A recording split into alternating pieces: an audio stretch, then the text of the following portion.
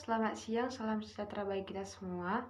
Perkenalkan, nama saya Yeni Kurniawati Simatupang dengan NIM 20.05091022 dari kelas AB3D Politeknik Negeri Medan. Di sini saya akan menjelaskan materi mengenai laporan bisnis dan proposal bisnis. Langsung saja kita masuk ke pembahasannya. Yang pertama, pengertian laporan bisnis. Dari kita pasti bertanya-tanya apa itu laporan bisnis. Laporan bisnis yaitu suatu pesan yang objektif dan tersusun teratur yang digunakan untuk menyampaikan informasi dari suatu bagian organisasi atau dari satu institusi per lembaga ke lembaga yang lain untuk membantu pengambilan keputusan atau pemecahan masalah. Setelah mengetahui apa itu laporan bisnis, kita juga perlu mengetahui apa itu proposal bisnis. Yang kedua, pengertian proposal bisnis. Proposal bisnis yaitu tulisan yang berisi rencana atau susulan untuk melakukan suatu kejadian tertentu. Yang ketiga, kegunaan laporan bisnis, di mana pada kegunaannya yaitu untuk memonitor, membantu mengimplementasi kebijakan dan prosedur, memenuhi persyaratan hukum dan peraturan, mendokumentasi prestasi kerja pedoman dalam pengambilan keputusan, memperoleh bisnis baru dan pendanaan. Pada bagian yang keempat, jenis-jenis laporan bisnis. Dilihat berdasarkan fungsinya yaitu, yang pertama laporan informasi, di mana pada laporan ini menyajikan fakta-fakta dan rangkuman tanpa melakukan analisis, kesimpulan, atau rekomendasi. Yang kedua, laporan analitikal, di mana pada laporan ini menyajikan fakta-fakta, menganalisis dan menafsirkannya, kemudian mengambil kesimpulan dan memberi rekomendasi. Berdasarkan formalitasnya yaitu, yang pertama, laporan formal. Laporan ini sering disebut dengan laporan panjang. Yang kedua, laporan informal, yaitu laporan yang sering disebut dengan laporan singkat. Berdasarkan subjeknya yaitu, laporan dibedakan berdasarkan departemen laporan itu diperoleh. Berdasarkan keasliannya yaitu, yang pertama, laporan otoritas, yaitu laporan yang dibuat atas dasar permintaan atau mendapat kuasa dari orang lain atau komite. Yang kedua, laporan sukarela, yaitu suatu laporan yang dibuat atas inisiatif Anda sendiri. Yang ketiga, laporan swasta, yaitu laporan yang dibuat perusahaan-perusahaan swasta. Yang keempat, laporan publik, yaitu laporan yang dibuat oleh lembaga-lembaga.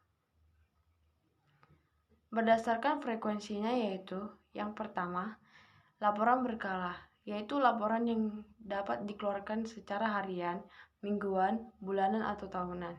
Yang kedua, laporan khusus, yaitu laporan yang manakala kebutuhan terhadap suatu informasi muncul. Berdasarkan pelaksanaan proyeknya yaitu, yang pertama, laporan pendahuluan. Yang kedua, laporan perkembangan. Yang ketiga, laporan akhir.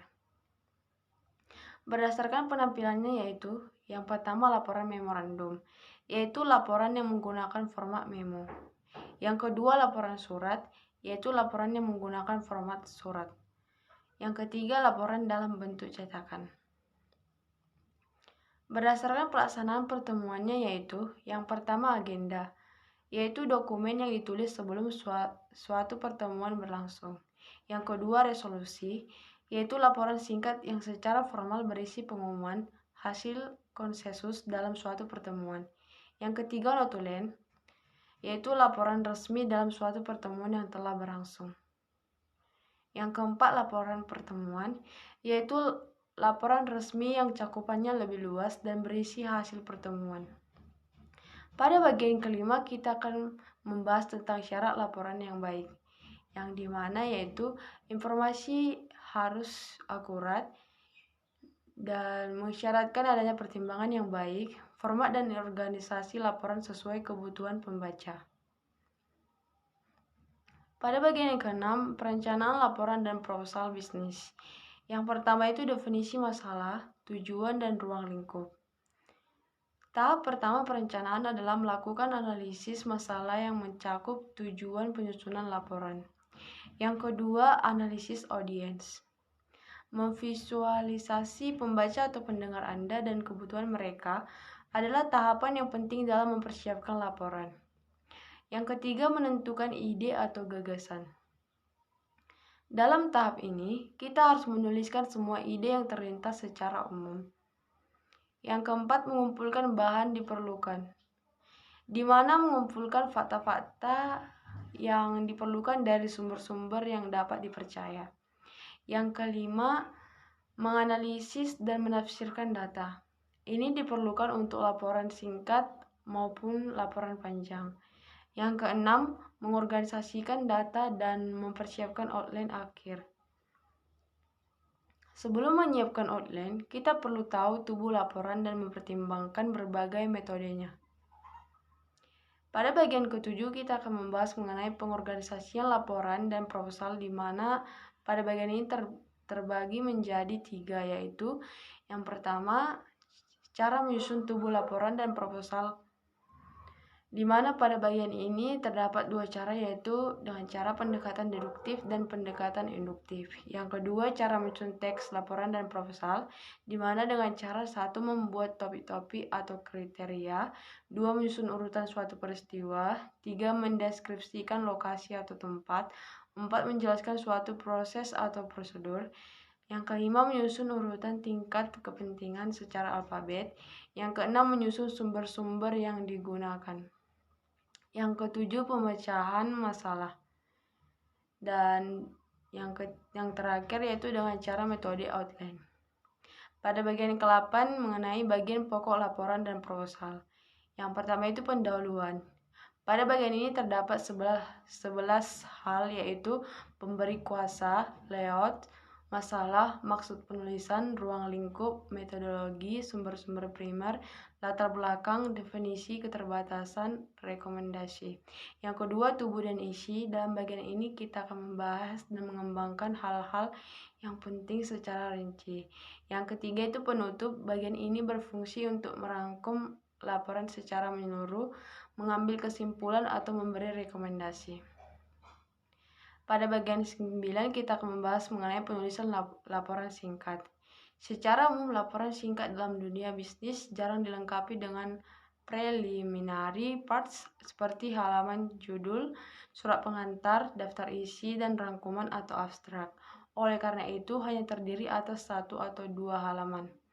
Laporan singkat lebih menekankan pada body atau tubuh suatu laporan yang mencakup pembuka, hasil temuan, bahasan, dan penutup. Pada bagian 10, kita akan membahas mengenai pemanfaatan dukungan visual dalam laporan dan proposal bisnis. Dapat kita lihat pada gambar berikut ini.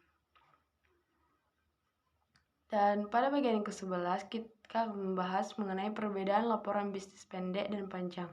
Pada bagian laporan pendek, itu hanya terdiri 1-5 halaman. Jarang dilengkapi kata pengantar, daftar isi, abstrak. Lebih menekankan pada isi laporan. Sedangkan pada laporan panjang, jumlah lebih banyak dari laporan pendek. Menggunakan kata pengantar, daftar isi, dan abstrak. Lebih menekankan pada perumusan masalah.